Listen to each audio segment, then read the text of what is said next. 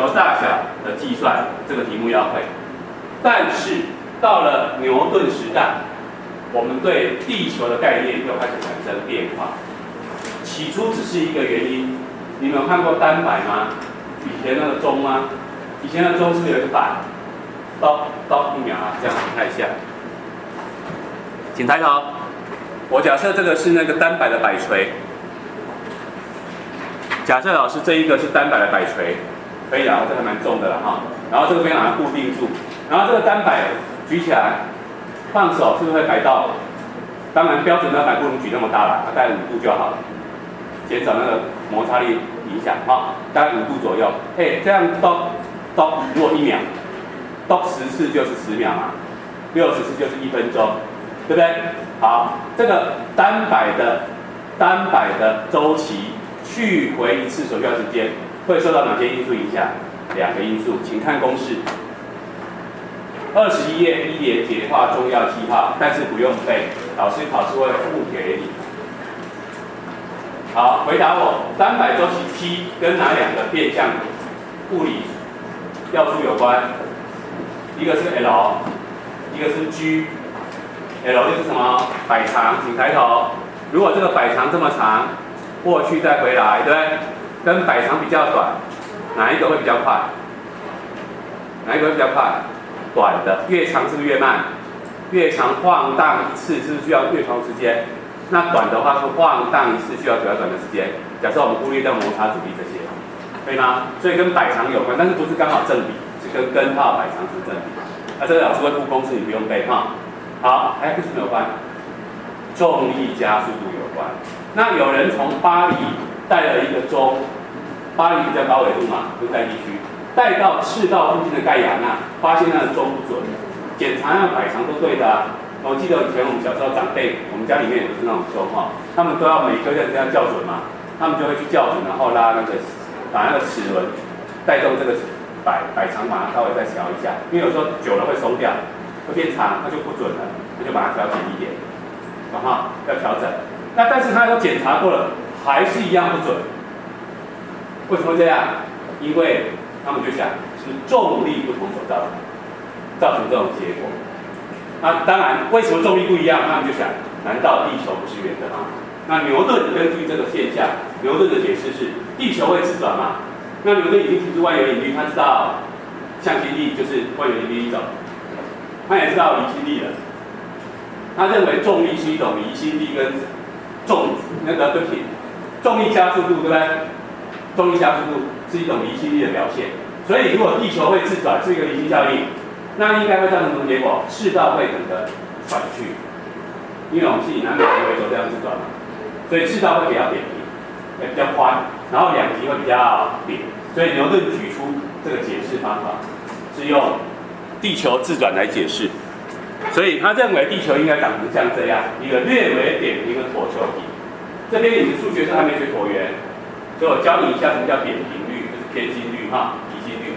它的做法是这样做：长轴跟短轴，如果是正圆球，长轴是等于短轴，那2个相减就是0嘛，那就代表没有偏心。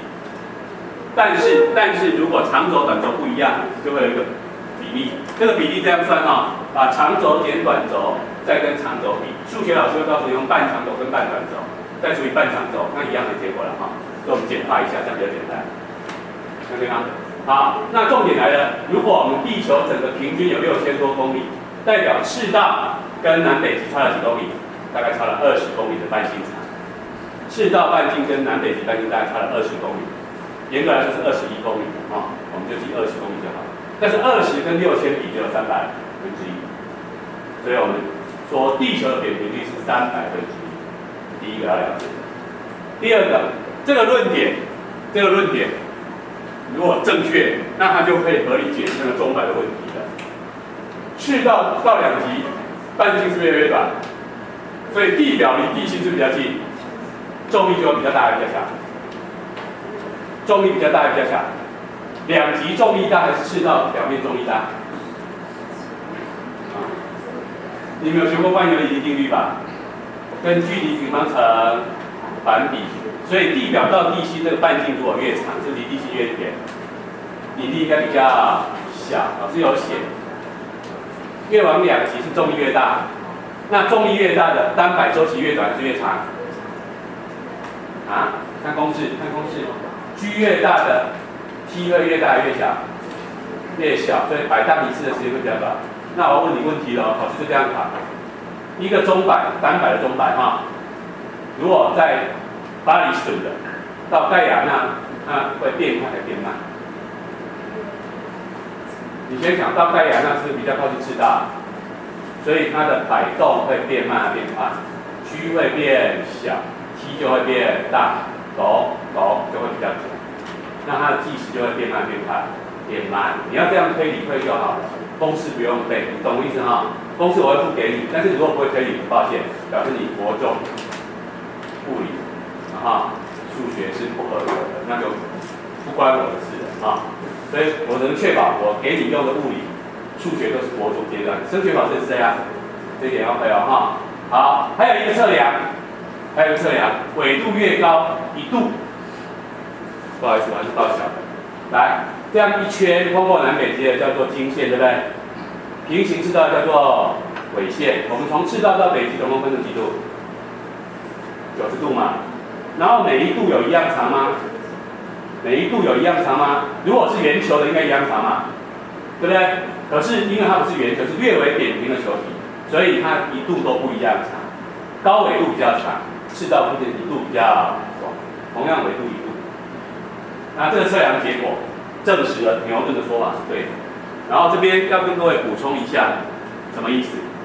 因为当时法国人主张这一套，请参考讲义，讲义有写，好像在20几页，20几页，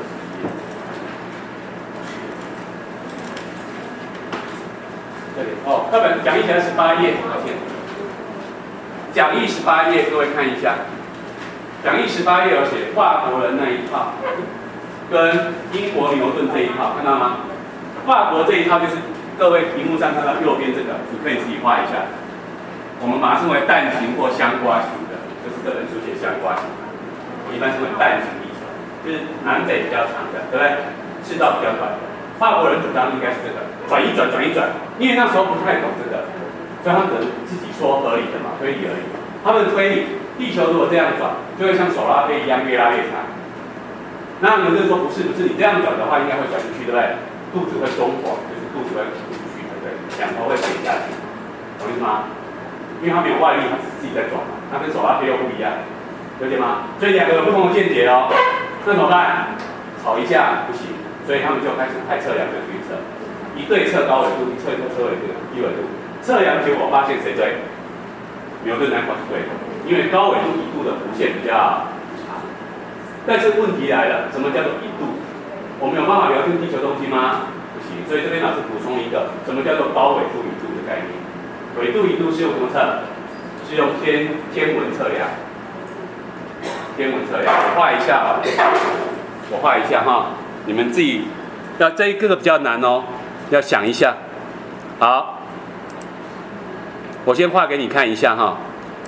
我先画一个错的，老师现在画的这个红色的椭圆形是夸大很多的了哈，是夸大的，然后是比较像牛顿这种的，还是像法国人这种的，牛顿这种的，可以哈。来，请看这里，如果我们从地表往地心画1度，因为我觉得这个数学你们应该学了吧？圆的数学学过了吗？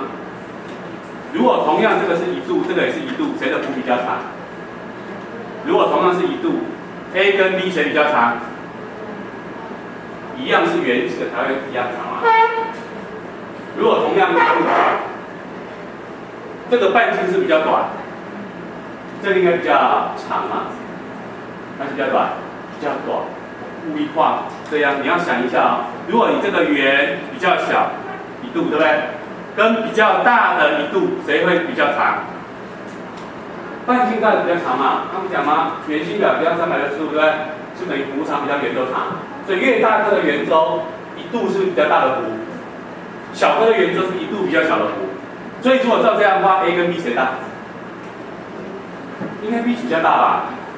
那跟测量结果不一样啊，测量结果是 A 比较大，懂是吗？那为什么说牛顿的是对的？因为如果照这样，我们这样画，这应该是 A 比较大的话，应该是谁长？应该是长这样子，长这样子。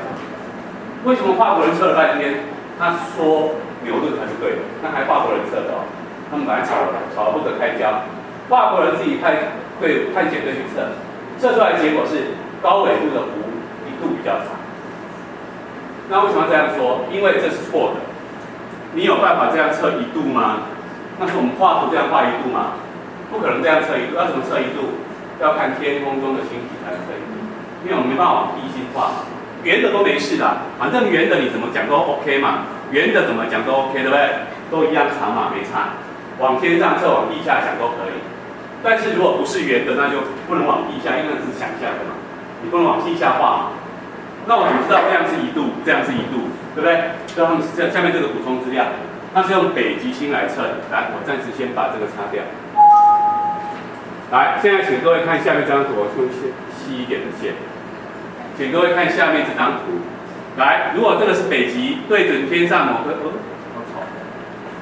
对准天上某一颗星，这一颗是什么星？北极星，可以吗？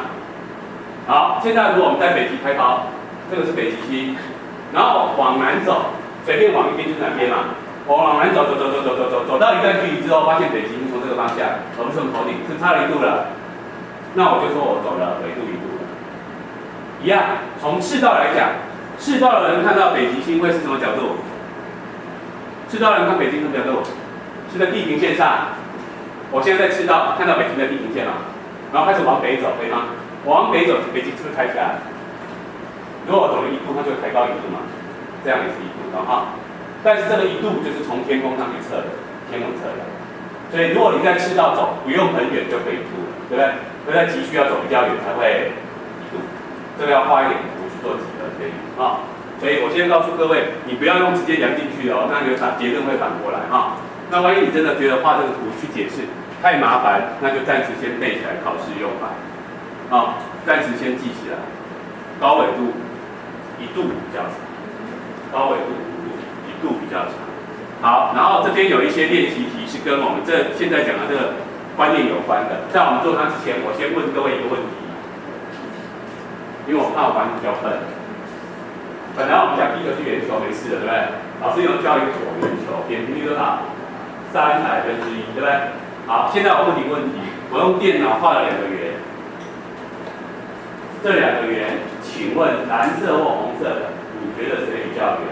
你有2次举手机会。第一个觉得蓝色比较圆的，请举手。蓝色才是正圆的举手。好，手放下。你可以举2次哈。第二个，你觉得红色比较接近正圆的，红色才是正圆的，请举手。你把2次都用掉了，好，那就不能再举了，因为你就是对的。第三个，你觉得2个都是正圆的举手。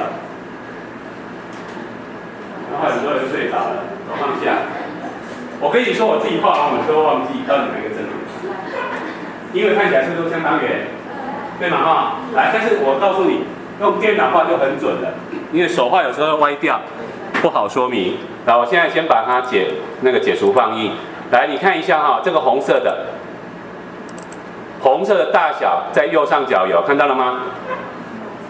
在这里，红色的大小多大？哎，抱歉。红色的大小多大？是宽高各15公分，宽高各15公分，正圆吗？正圆，红色是正圆的哈。来，再看一下蓝色的，蓝色的有正圆吗？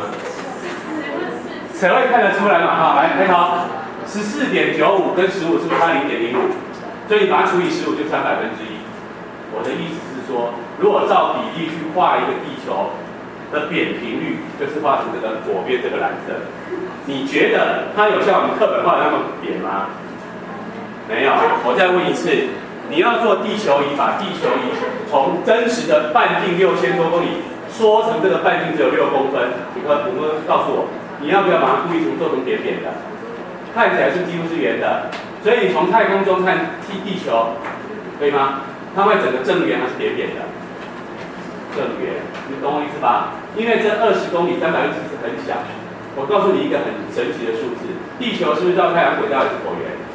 我们这个椭圆的点频率也是360。有些人专门研究这个宇宙间巧合的数字。就好像有人认为地球最高的山是哪一座山？喜马拉雅山的圣母峰。你们现在叫圣母峰吗？多高？有没有人知道它多高？8000多，将近9000，对不对？9公里好了，大方一点。知道最深的海沟在哪里吗？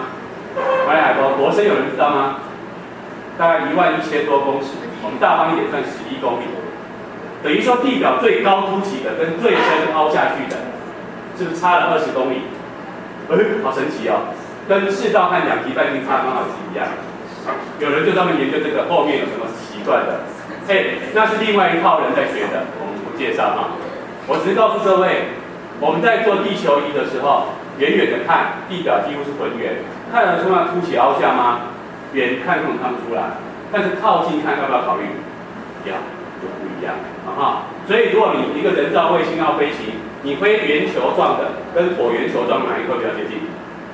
椭圆球状比较好，因为事实上赤道半径跟两极半径北极的重力跟赤道重力不一样，对不对？但是这样还不够，因为你这样飞还是会摔，因为还要考虑到各地底下的结构，还有地形起。